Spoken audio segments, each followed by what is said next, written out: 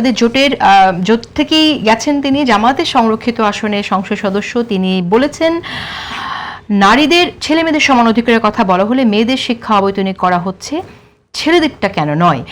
তিনি আরো বলেন গত 3 দশক ধরে দেশে নারীদের শিক্ষার জন্য সুযোগ দেওয়া হচ্ছে, নারীরা যথেষ্ট এগিয়েছে, পুরুষদের কেন গুরুত্ব দেওয়া হচ্ছে না, পুরুষরা কি এদেশের নাগরিক নয়? তো একটু আপনাকে আপনার মন্তব্য শুনে আপনার কাছে কি মনে হয়, নারীরা যথেষ্ট এগিয়েছে, আপনারা পিছিয়ে গেলেন নারী তো আমরা চাই।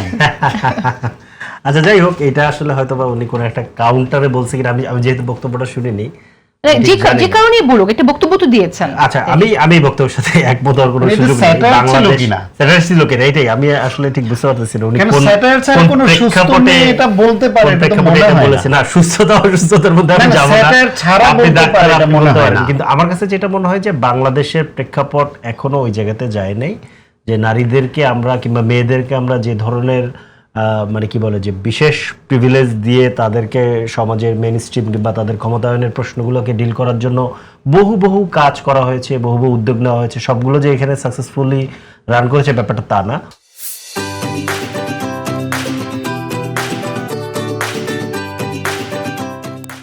ওরকম পরিস্থিতি বাংলাদেশে এখনো তৈরি হয়নি। শিক্ষার প্রশ্নটা একটু ভিন্ন। শিক্ষার প্রশ্নটা হচ্ছে যে এখানে নানান ধরনের আলাপ আছে। শিক্ষা নিয়ে ধরেন হাজারটা কথা বলতে হয়। একটা তো হচ্ছে যে শিক্ষার ক্ষেত্রে ফ্রি অফ ফ্রির ব্যাপারটাই থাকা উচিত না, এটা সবার জন্যই শিক্ষা ফ্রি থাকা উচিত অন্তত একটা সার্টেন লেভেল পর্যন্ত। তো আমাদের এখানে প্রবলেম যেটা হয় যে শিক্ষার শুধুমাত্র ফ্রির আলাপটা করা হয়, আর হচ্ছে একমুখী শিক্ষার আলাপ করা হয়। এই দুইটা জিনিস নিয়ে প্রধানত আলাপ করা আমি যেটা দেখছি।